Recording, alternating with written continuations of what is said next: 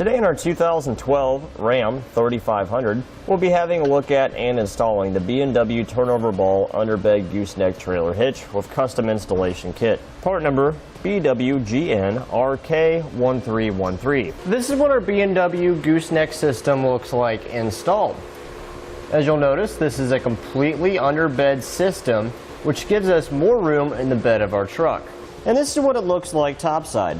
Our B&W head here sits flush with the upper level of the corrugation in the bed of our truck. Same with our safety chain loops right here. So what that means is when you have your ball in the stored position, you can still have full access to the bed of your truck, so you can easily lay down a sheet of drywall or plywood or any other materials that you may have without losing any valuable space. Our safety chain loops here are spring loaded, so once you have your safety chain hooked on, it'll pull back down, and once you release it, it'll spring back and you still have your full access to your bed. Now, one of the unique things about the B&W Gooseneck is that you can store the ball in it upside down, so it's there for when you need it, but out of the way when you're not using it. You simply just grab on this little handle here, pull straight up, flip it over, reinstall it, release your lock handle, and you're ready to go. Now, this 2 5/16 ball with our gooseneck system has a towing capacity of 30,000 pounds and a vertical load limit of 7,500 pounds. You'll want to consult with the owner's manual of your Ram and not exceed what the rated capacity is on the truck itself. This system is capable of towing more than what the truck actually is. Now, when you've arrived at your destination and you've unhooked from your trailer, once you've unhooked your safety chain loops, it'll spring back down. You can pull the handle in the driver's side wheel well of the truck, pull your ball on up, grab hold of the handle here,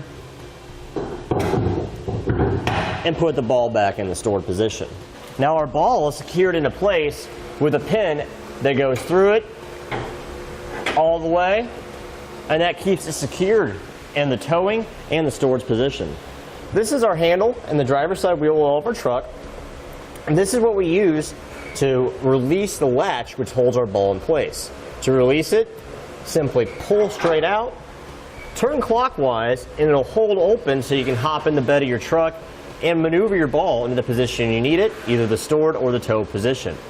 Once you have it in the position you want it, just grab your handle, turn counterclockwise, and it's spring-loaded to lock into place.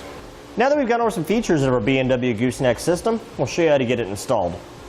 Now we're going to mark where we're going to drill our 4-inch diameter hole in the bed of our truck. It's very critical when we do these measurements that we do not measure from the end of the tailgate, but we measure from the end of the bed itself. Now, you can find these measurements in the instructions. Make sure you pick the right ones for your particular bed length of your truck. Okay, I already have our spot marked out here. So I'm just going to drill a pilot hole to start right in the center. Okay, with our pilot hole made, we'll now use our hole saw and enlarge it to the final size. Right now, it's a good idea to take some paint. It's either spray form or touch-up paint or paint marker, whatever you have, and go along the edge and around where you cut your hole. This way you don't have to worry about any rust happening over time. Now, since our truck is white and we don't have a spray and bed liner, we can't exactly just use black spray paint, so I'm going to use some clear coat instead. You can use this on any color, doesn't matter, and it'll prevent rust from occurring in the future. Alright, now some trucks may or may not have some variation of a wheel liner. Our truck is a dually and does have a wheel liner and has a removable center section right here. We need to remove this center section. In order to do that, we have 2 plastic push pin fasteners at each corner. The way these work, you unscrew the center section with a Phillips screwdriver, you pull the center section out, pull back, and the clip will just release. Sometimes you can just pull the whole clip out.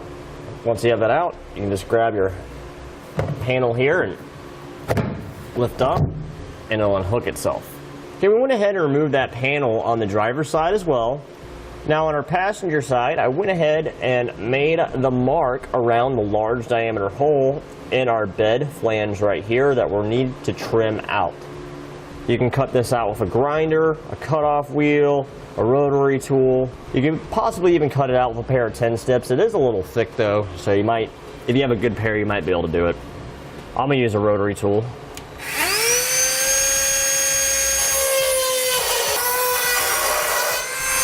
Now this is our front rail. You'll see that we have several threaded holes in it. It's a good idea to run a bolt in and out of it a few times to help clean up any powder coating that may be on the threads. That way when you raise your center section on up, it bolts into this rail nice and smoothly. You'll also notice at the end, we have a hole that's further towards one end of the rail. You want to have this hole closest to the bed of the truck, so it's going to be facing up just like this. So we'll slide our rail in position, going sideways like this, go across our frame rails, and once it's over both frame rails, we can flip it on up.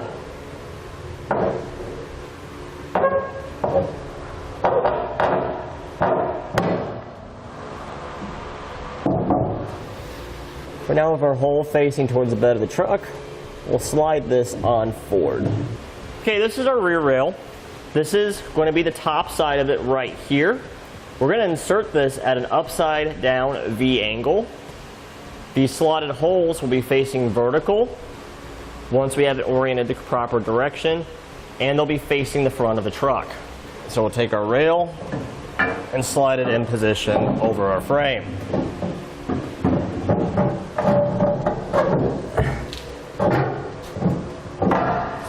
And slide it on back. Now we find ourselves underneath the truck. As you can see, we've already removed our spare tire. You don't have to do this, but it does give you a little bit more room to work. Okay, this is our rear rail. Here's our slotted holes that we were talking about. We'll take one of our 1/2-inch bolts and a flat washer, and we'll stick it through that hole. And we'll do the same for the other 2 holes in the center of our rear rail. Okay, this is the bottom side of our center section of our gooseneck. We want the offset here facing towards the front of the truck and our latch mechanism here towards the driver's side. We'll raise this up over the exhaust and have an extra set of hands with us to help hold it in place while we secure it to the rear rail. We'll use a lock washer and a nut. Get one started. We'll get the other 2 started as well. Okay, now we'll take one of our 1/2-inch bolts, lock washer, and a flat washer, and we'll bolt our center section to our front rail. Get one started, and we'll do the same for the other 4. Okay, now we'll take a bolt, lock washer, flat washer, and we'll use that to bolt our side bracket here to our front rail through this hole.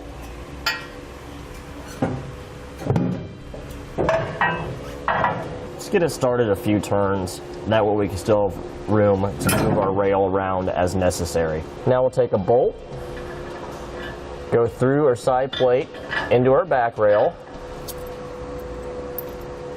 place on a flat washer,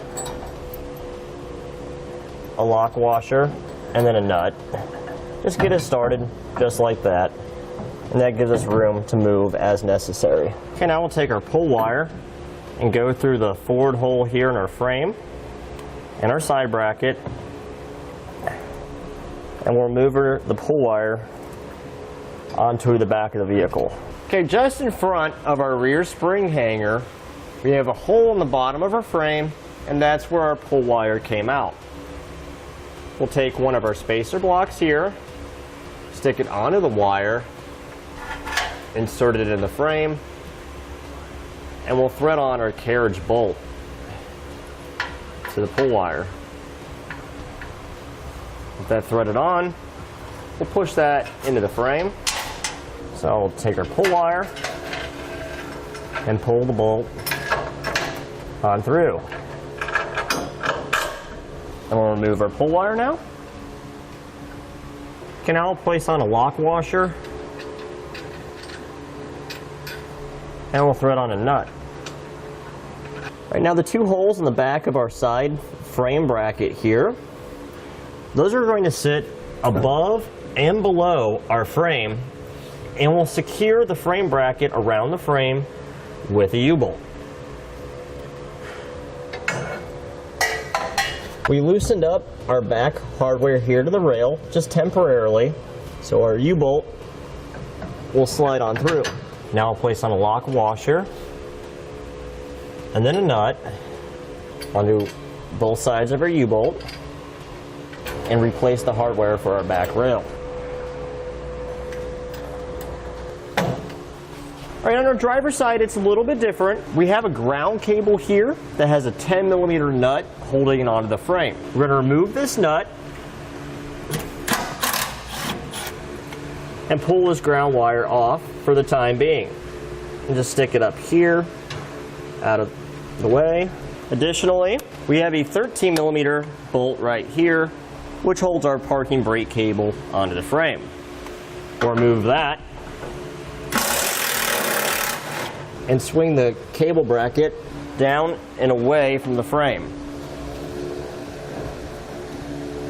Okay, now we'll bolt our frame bracket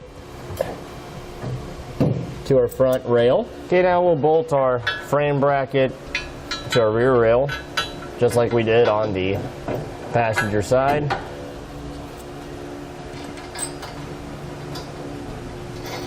Okay, on the inside of our driver's side frame, it's different than the passenger side because we have a bunch of wires that run along the inside edge. We want to make sure we don't pinch these wires over our U-bolt when we install it. So we're going to take a trim panel tool here and temporarily pop these wiring harnesses loose from our frame.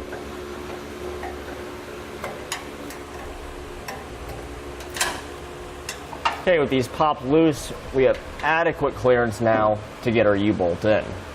Bolt slides in position behind them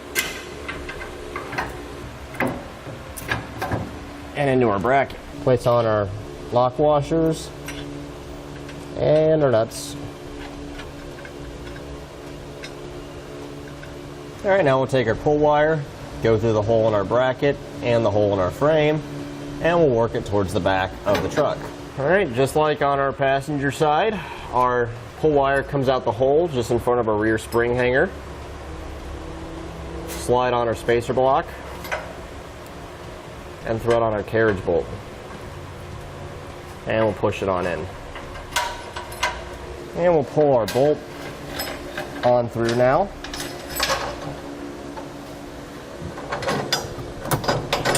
Remove the pull wire. Place on our lock washer and our nut. All right, now we'll swing our parking brake cable back on up, insert it back into its original position, and re-secure it with the original bolt. And we'll snug that bolt back on up.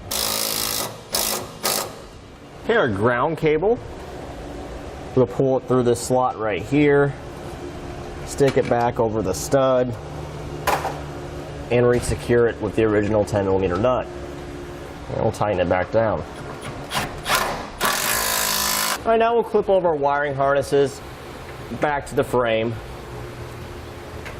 All right, now we'll tighten up our hardware that holds our center section to our rails.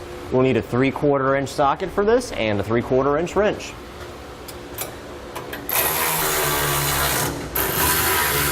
All right, this one we're not going to be able to get a ratchet and a socket on terribly easy, so you're going to have to tighten it up by hand as much as possible first. All right, now we'll tighten down the bolts that hold our side plates to the frame. Do our U-bolts as well. And now we'll tighten down the bolts that hold our rails to the side plate. And we'll repeat the same tightening process on our driver's side. And now we'll torque over our hardware to the amount specified in the instructions. It's critical to point out that our U-bolts do get a lower torque spec than any other hardware in the kit.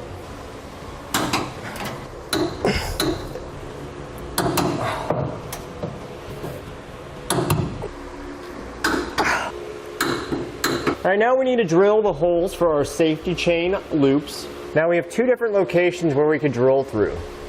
You want to pick the one which is going to be in the lower part of your bed corrugation, which in our case is going to be the one closest to our gooseneck ball. So we'll take a drill bit and drill right through the center of the hole and through the bed.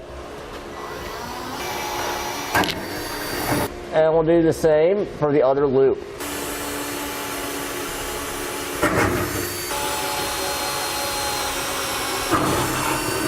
Right now we find ourselves in the top of the bed.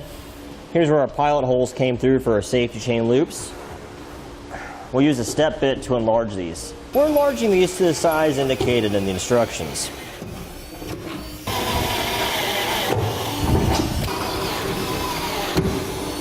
Now, just like we did for the hole for the gooseneck head, we'll spray some clear coat in so you don't have to worry about rust. Alright, with our clear coat dry, we'll drop down our U-bolts. And we'll secure them underneath with our hardware. Okay, now we'll take one of our springs here. We have a small end and a big end. The small end will face down. We'll slide that over a safety chain U-bolt and screw on one of our lock nuts. We'll take another one and put it on the other side of the U-bolt in the same way.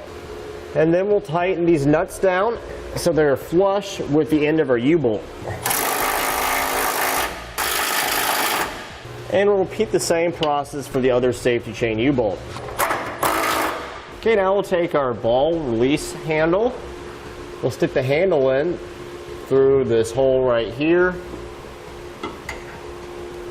and work it over our frame. And we'll position it to the front side of the square hole. Take a carriage bolt, stick it through the square hole and in through the handle.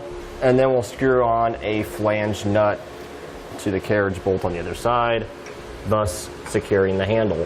And we'll tighten that down with a 1/2-inch wrench.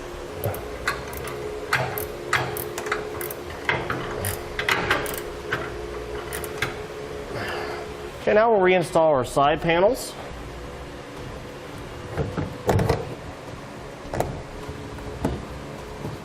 Okay, our driver's side panel, we need to make a notch right in this area here so our handle will be able to operate properly. I'll just use our rotary tool again. You can use a utility knife. That notched, you can just grab it, break it off. Now we'll take our panel, hang it back in place, and you'll see we have plenty of operation room for it now. And that completes our look at and installation of the B&W turnover ball underbed gooseneck trailer hitch with custom installation kit, part number BWGNRK1313 on our 2012 Ram 3500. Thanks for watching. Click the link in our description below to shop, learn more, or visit us at etrailer.com. And leave us a comment if you have any questions.